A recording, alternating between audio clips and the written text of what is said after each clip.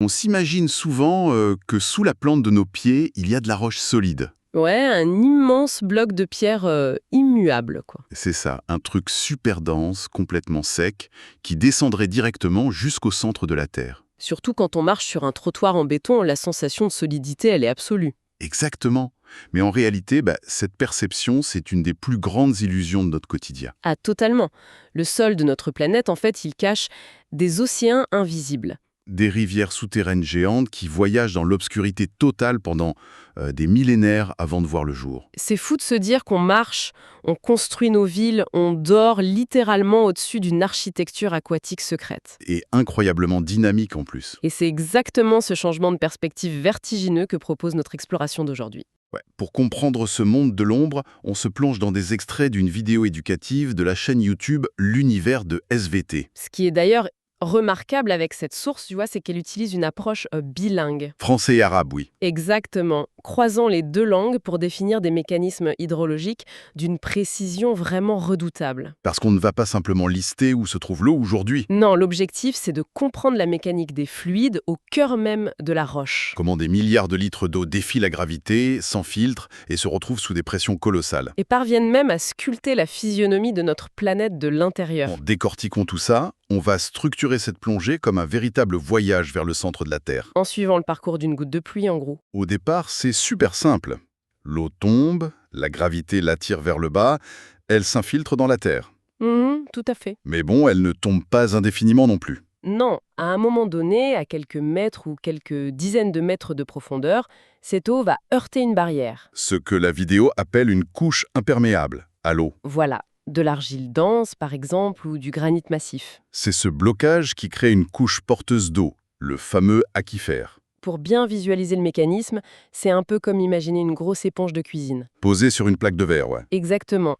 L'eau traverse l'éponge super facilement, mais elle bute sur le verre. Résultat, le bas de l'éponge se gorge d'eau de bas en haut. Ce qui est fascinant ici, c'est la physique de cette accumulation. Ah oui, la vidéo parle de roche poreuse. C'est ça. Ça signifie que la roche n'est pas un bloc plein, elle est constituée de milliards de petits grains. Comme du sable ou du gravier, en fait. Oui, avec des espaces microscopiques entre eux. Donc, quand l'eau bute sur la couche imperméable en bas, elle commence à remonter. En remplissant exclusivement ces petits espaces vides, ouais. Et ça crée une ligne de démarcation extrêmement nette sous terre. Très net.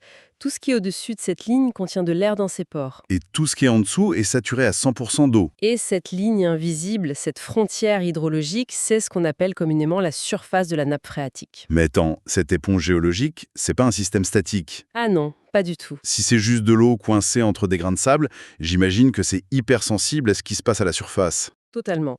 C'est un système ouvert. La porosité, elle, dicte la quantité d'eau que la roche peut stocker. D'accord. Mais c'est la perméabilité qui dicte la vitesse à laquelle l'eau peut circuler à travers ses pores. Du coup, lors d'une forte saison de pluie, l'infiltration est massive. Et le niveau de la nappe monte, logiquement. Par contre, en période de sécheresse, ou si l'on installe des grosses pompes agricoles pour aspirer cette eau, Là, le niveau chute drastiquement. et ça a des conséquences directes très concrètes sur la surface. Oh que oui. Parce que, si l'on reprend l'image de l'éponge, une éponge mouillée, c'est gonflé et c'est solide. Mais si on la laisse sécher complètement sur le bord de l'évier, elle se recroqueville, elle s'affaisse, quoi. C'est la même chose sous terre. Si on pompe trop d'eau dans ces nappes phréatiques, le sol au-dessus perd son soutien hydraulique. Les graines de sable se tassent sous le poids de la terre et des villes situées juste au-dessus. C'est le phénomène de subsidence. C'est un point crucial. Ouais. La pression de l'eau dans ces pores agit littéralement comme un pilier microscopique. Un pilier qui soutient le poids de la croûte terrestre. Exactement.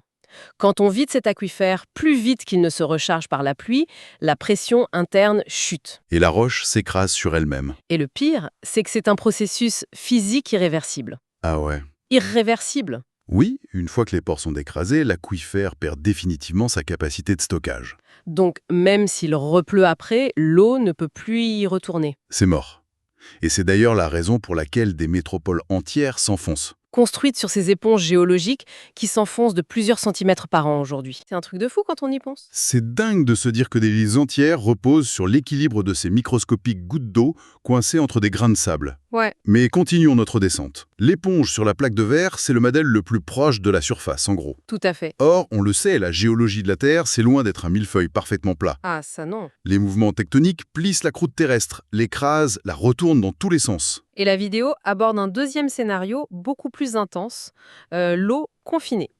Très différent ça. La source décrit une situation où l'eau se retrouve prise en sandwich entre deux couches rocheuses imperméables. Une en dessous et une au-dessus. Ouais. Et la chaîne L'Univers de SVT utilise ici un terme arabe très spécifique pour définir ce système, Le mot Marsoura. Voilà, Massoura. ce qui se traduit littéralement par assiégé, emprisonné ou confiné. Donc là, on quitte complètement le système ouvert de l'éponge. Totalement. La couche perméable gorgée d'eau est désormais totalement verrouillée sous un plafond d'argile ou de roches dures. Mais attends, la logique bloque un peu ici, non? Comment ça? Si l'eau est coincée entre deux couches de roches imperméables, comme du béton en haut et en bas, Ouais. elle n'a pas pu s'infiltrer par au-dessus. La pluie rebondirait simplement sur le toit de ce sandwich en argile. C'est une très bonne observation. Ça veut dire qu'elle a dû entrer par une sorte de fenêtre géologique, ailleurs. C'est exactement ça. Peut-être à des centaines de kilomètres de là où cette couche perméable remonte et affleure à la surface à cause d'une montagne. C'est la déduction exacte. Et c'est là que les échelles de temps et d'espace deviennent fascinantes. Explique-moi ça. Imaginons une couche de sable poreux prise en sandwich entre deux couches d'argile étanche. Ok, j'ai l'image. Suite au mouvement des plaques tectoniques, ce sandwich géant a été incliné avec le temps. Donc il est en pente. Voilà. Une de ses extrémités remonte à la surface, disons dans une chaîne de montagnes, Mhm. tandis que le reste du sandwich plonge profondément sous une plaine située à des centaines de kilomètres de là. Ah. Donc la pluie tombe sur la montagne, elle s'infiltre dans le sable exposé à cet endroit précis. Et elle commence une très très lente descente souterraine le long de cette pente naturelle. En glissant entre les deux couches d'argile qui la bloquent en haut et en bas. Exactement. Ça doit créer une force de poussée incroyable dans la partie la plus profonde. Absolument. On parle d'une pression hydrostatique gigantesque au fond du sandwich. Et ça soulève une question importante sur l'exploitation de ces réserves, j'imagine. Car cette pression, elle change absolument tout. Comment ça? Si l'on fore un puits dans une nappe phréatique classique, la première éponge dont on a parlé, Oui, l'eau reste au fond du trou, il faut une pompe pour la remonter. voilà. Mais si l'on perce le toit imperméable de cet aquifère confiné, le fameux sandwich, Ok? la pression libérée est telle que l'eau remonte toute seule dans le conduit, propulsée violemment vers la surface. Sérieux? Elle peut même jaillir hors du sol comme un geyser continu. C'est le principe mécanique du puits artésien.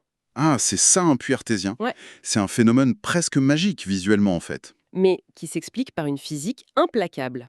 L'eau cherche simplement à remonter au même niveau d'altitude que sa zone de recharge d'origine dans les montagnes. C'est le principe des vases communicants, quoi. Tout à fait. Mais ce qui me frappe, c'est la lenteur du processus. Ah oui, c'est très très lent. L'eau s'infiltre dans les montagnes, voyage à travers des roches poreuses sous terre, parfois à une vitesse de quelques mètres par an seulement. C'est ça. Donc, l'eau qui est actuellement Massoura, emprisonnée sous pression à des centaines de mètres sous nos pieds, elle a quel âge en fait? C'est une excellente réflexion. On parle souvent d'eau fossile pour ces réserves. Eau fossile, carrément. L'eau confinée que l'on extrait aujourd'hui de certains aquifères profonds, elle est tombée sous forme de pluie il y a 10 000, voire 1 million d'années. 1 million d'années. C'était une époque où le climat de la Terre était radicalement différent. Ce sont de véritables capsules temporelles hydrologiques.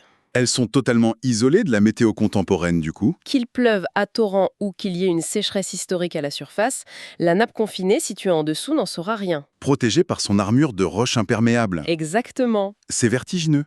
Cela veut dire que l'eau cristalline, qu'on pourrait faire couler d'un robinet, a peut-être vu le jour à l'époque où les mammouths marchaient encore sur la surface. C'est très poétique et c'est très vrai. Mais c'est aussi un piège redoutable, non? Comment ça, un piège? Si on la pompe pour l'agriculture intensive aujourd'hui, vu qu'elle n'est pas connectée à la pluie actuelle, elle ne se rechargera pas l'hiver prochain. Non, elle mettra des millénaires à se reconstituer. C'est comme vider un compte en banque qui a mis des millions d'années à accumuler ses intérêts sans jamais pouvoir y redéposer un centime. C'est la métaphore parfaite. Le niveau de vulnérabilité de ces réserves confinées est extrême. Ouais, Une fois épuisée, ou si la pression hydrostatique tombe à zéro, la ressource disparaît à l'échelle de l'histoire humaine. c'est la limite fondamentale de ce deuxième modèle géologique. Tout à fait. Bon, on a donc vu l'éponge statique, puis le sandwich sous pression. Mhm. On pourrait croire que la géologie s'arrête à ces empilements ordonnés. Ah, mais pas du tout. Et c'est là que ça devient vraiment intéressant. Ah oui, la troisième partie. La source ne s'arrête pas à la porosité du sable ou au confinement des argiles.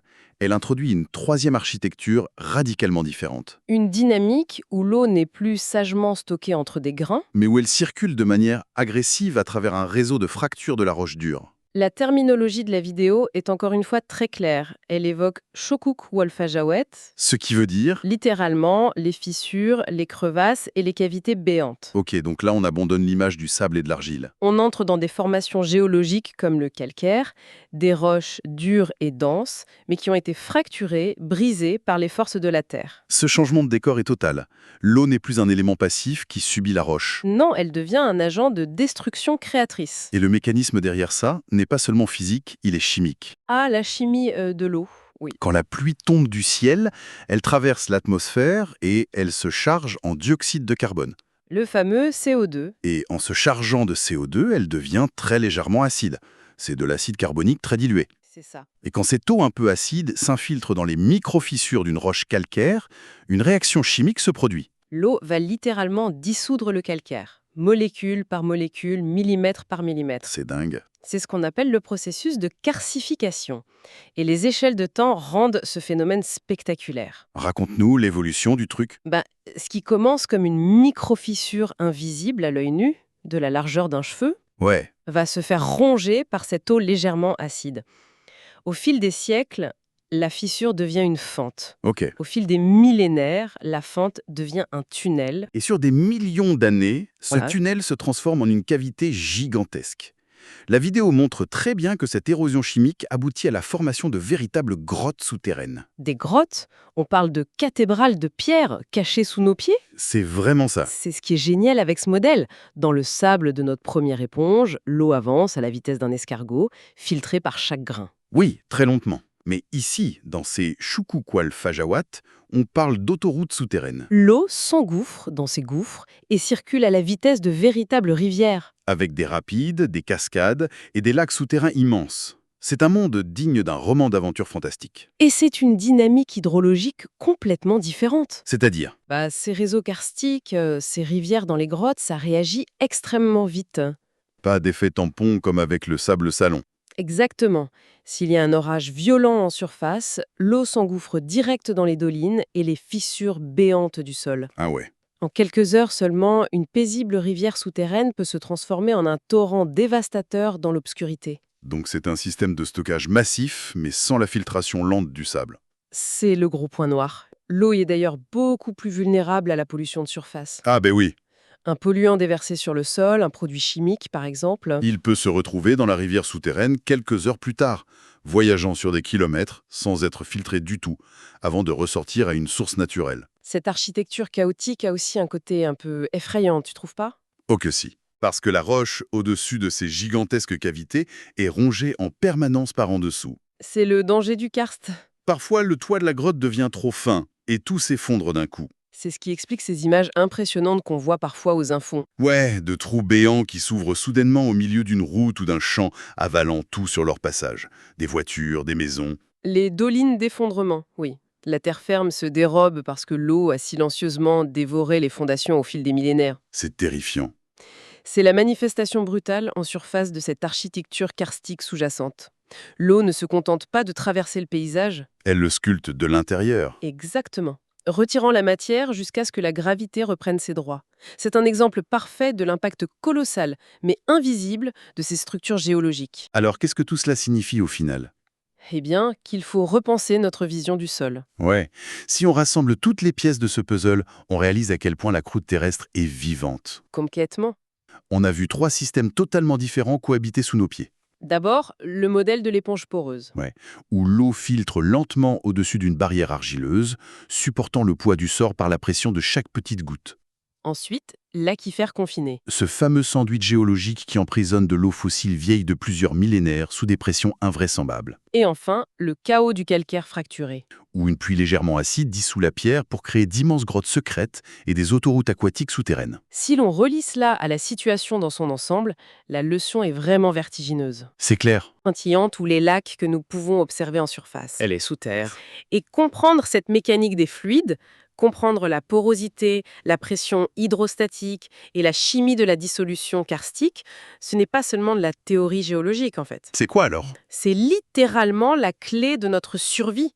L'agriculture mondiale, la stabilité des sols de nos métropoles et même l'accès à l'eau potable au quotidien. Tout ça dépend de réservoirs invisibles qui fonctionnent selon leurs propres règles temporelles. Voilà, on gère souvent ces ressources avec l'urgence du présent sans réaliser que certaines nappes mettent des milliers d'années à s'équilibrer. C'est ce décalage temporel qui marque le plus les esprits.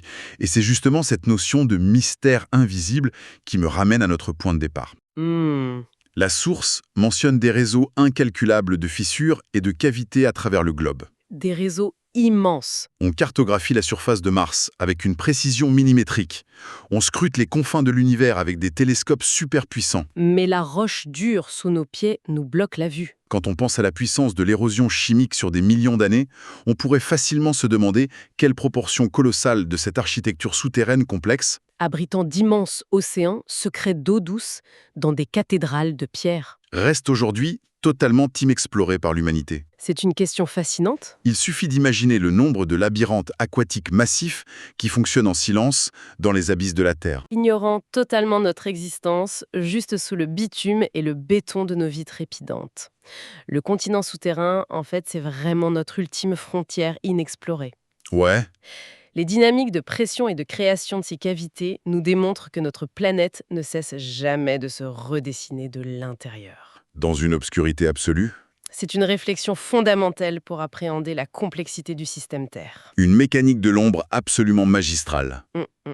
Une chose est sûre, la prochaine fois que le pied se posera sur l'asphalte ferme, la perception ne sera plus jamais la même. Ça, c'est garanti. Merci pour cette immersion totale dans les abysses de la Terre. L'exploration de ces mondes engloutis continuera. À très bientôt pour plonger ensemble dans un nouveau sujet de fond.